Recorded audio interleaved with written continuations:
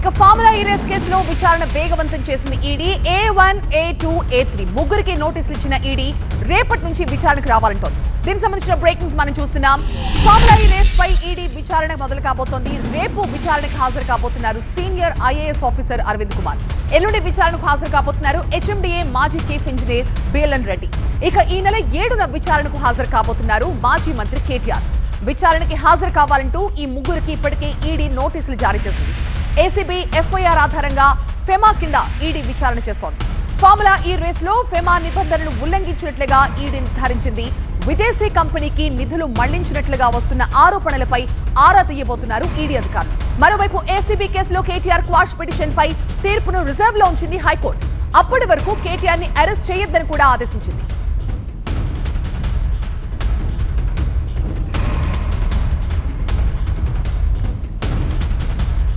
Formula ఈ race కేసులో విచారణ మొదలు కాబోతోంది.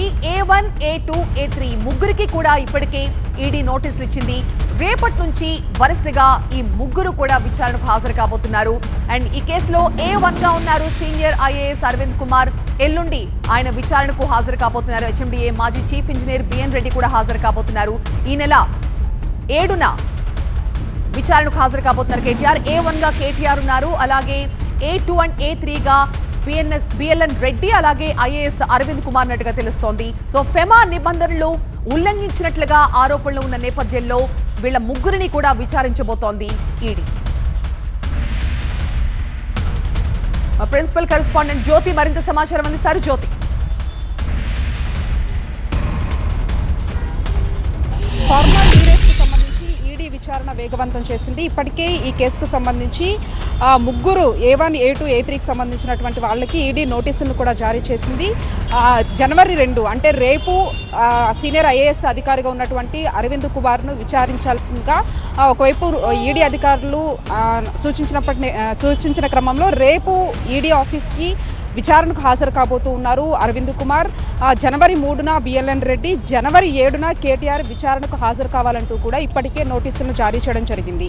మరొక వైపు దీనికి సంబంధించి ACB కూడా దీనికి పూర్తి స్థాయిలో దర్యాప్తు చేస్తుంది. ఇప్పటికీ ఈడీ అధికారులు కూడా వాళ్ళ మీద పెట్టినటువంటి సెక్షన్స్ కావచ్చు, అంతేకాకుండా ఫెమా నిబంధనలు ఉల్లంఘించారని ఒక నేపథ్యంలో ఈడీ అధికారులు కూడా ఈ కేసులో కీలకంగా పూర్తి స్థాయిలో కూడా దర్యాప్తు చేస్తున్నారు. ఇప్పటికీ కొన్ని ఆధారాలను కూడా ACB అధికారుల దగ్గర నుంచి తీసుకున్నట్లుగా తెలుస్తుంది. మరొక వైపు ACB అధికారులు సైతం కూడా ఈడీ కేసు నమోదు చేసిందంటూ నిన్న హైకోర్టులో కూడా ప్రస్తావించినటువంటి పరిస్థితి. అయితే ఓవరాల్గా ఈ ముగ్గురికి సంబంధించి రేపు అరవింద్ కుమార్ వచ్చిన తర్వాత ఎటువంటి ప్రశ్నలు అడగబోతూ ఉన్నారు, అంతేకాకుండా ఎటువంటి సమాధానం ఇవ్వబోతున్నారని మాత్రం వేచి చూడాల్సినటువంటి అంశంగా చెప్పుకోవచ్చు. ప్రధానంగా ఏదైతే 55 కోట్ల రూపాయలకు సంబంధించి ఏ విధంగా ట్రాన్సాక్షన్స్ జరిగాయి, ఎందుకంటే 2 దఫాలుగా కూడా ట్రాన్సాక్షన్స్ జరిగాయి కాబట్టి అదంతా కూడా బ్రిటన్ పౌండ్స్ రూపంలో కరెన్సీ, విదేశీ కరెన్సీకి మార్చి మరీ పంపించారు కాబట్టి అది కూడా ఓవర్సీస్ బ్యాంక్ అయినటువంటి హైత్ నగర్లో ఉంటుంది.